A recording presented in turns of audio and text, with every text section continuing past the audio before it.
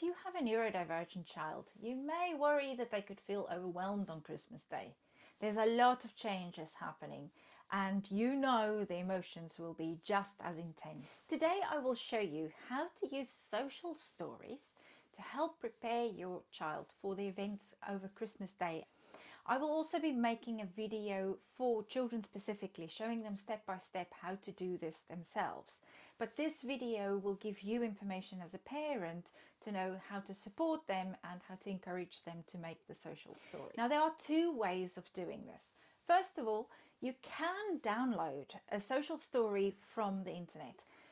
There are many sites. If you do a search and you say social stories for Christmas, you will be able to find some that you can just download and adapt to your own circumstances. And that's particularly helpful if your child can't or won't write or draw pictures and be involved in making it, or if you want to set clear structure for what to expect for Christmas Day. By making your own, you can involve the child in the process, and it can feel to them like they're helping to plan for Christmas.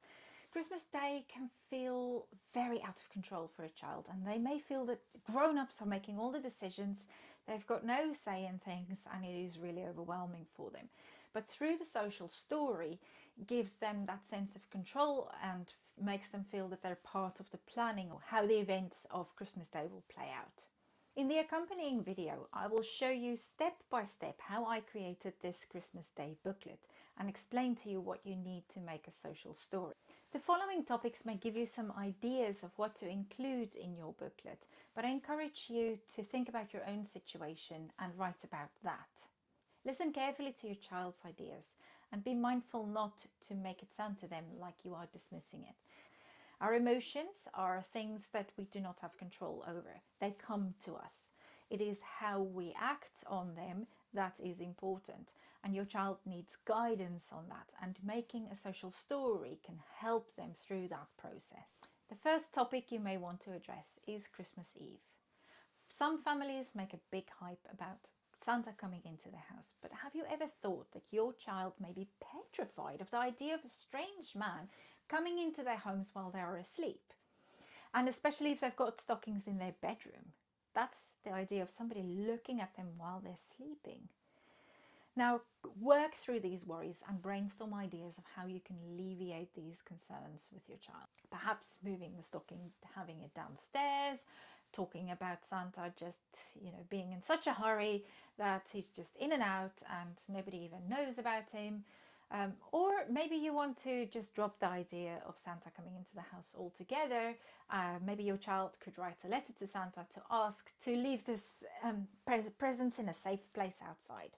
Whatever makes it easier for your child. So the second topic will obviously be Christmas morning.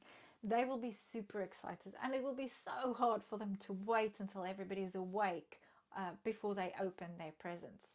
So brainstorm ideas, let your child come up with a solution, what they can do while they are waiting, and maybe just give you that extra 5 minutes of lie-in so you're not awake from 5 o'clock in the morning. Now, where the biggest emotions will probably come to light would be during the time that they open presents. Bear in mind that we do not have control over the emotions as they spring up in our minds. So it is really important that you discuss all the possible emotions that may come to them. Be careful not to make your child feel really horrible about themselves when they experience an emotion like jealousy or disappointment. It is important for them to know that it comes to us, but it is about how you act on it and not hurting other people through your actions and your words. And make use of the opportunity to teach a few new vocabulary in the mix. So teach them words like elated. Most children have no idea what that means, but you can explain that to them. Disappointment, gratefulness, jealousy, and just feeling overwhelmed by the sheer amount of presents that they are getting. So on the next page we'll be doing a chart, and I will show you in the other video how to do a nice spread of the chart and step by step what sort of things you can include.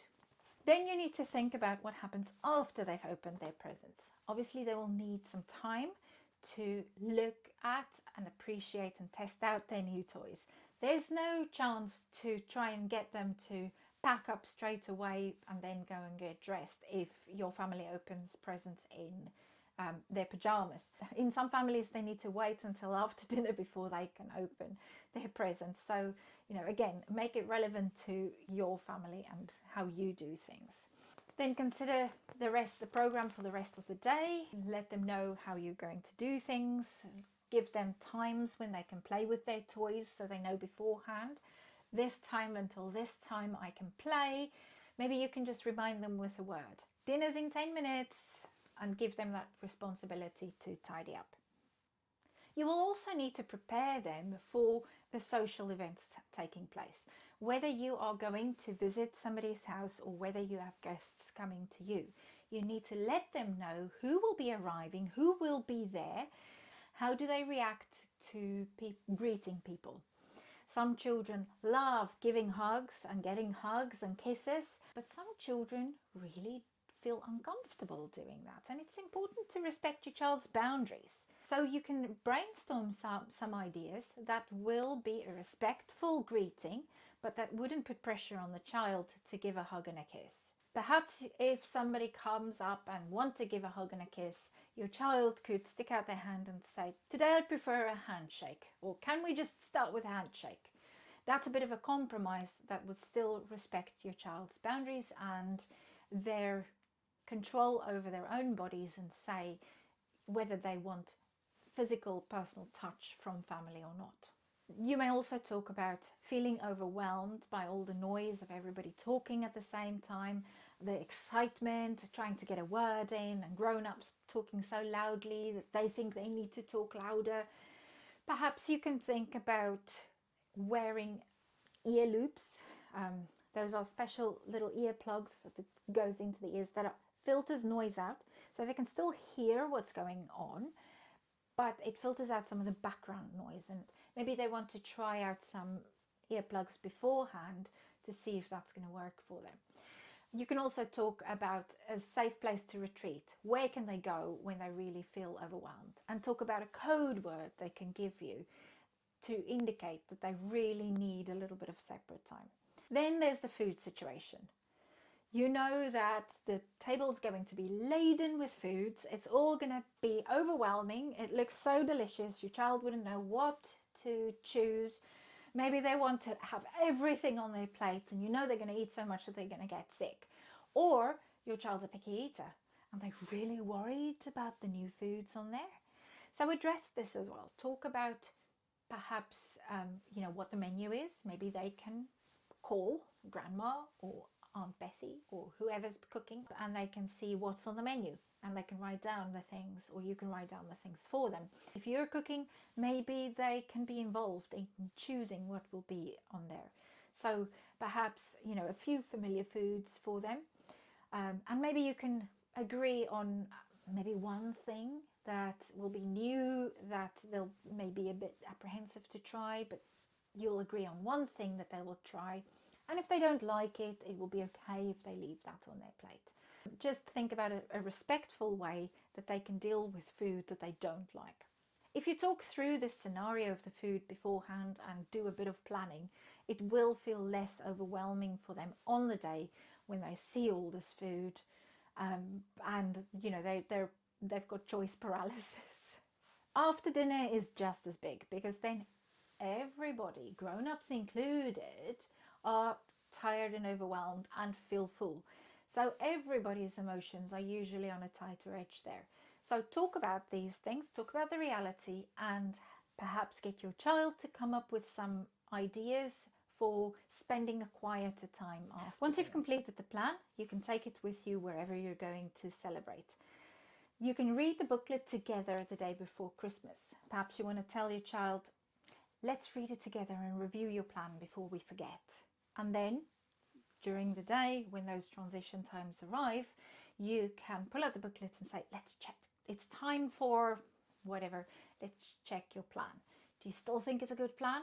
Have you produced a better plan? So your child is prepared for each of those. Be flexible, knowing that it is a big day. Also let your child know that life does not happen according to a script. So variations on the situations and unexpected feelings are perfectly okay. The important thing is that you do not dismiss their feelings, but help them through your words and your actions to manage those emotions and to respectfully deal with those emotions. The best way to do that is to purely describe what you see and involve them in coming up with solutions on how to manage those emotions. If things go wrong, you have the advantage to try again. Our children give us many opportunities to practice and for do-overs. So be patient with yourself, just as you aim to be patient with your child. I truly hope you have a blessed Christmas. Take care.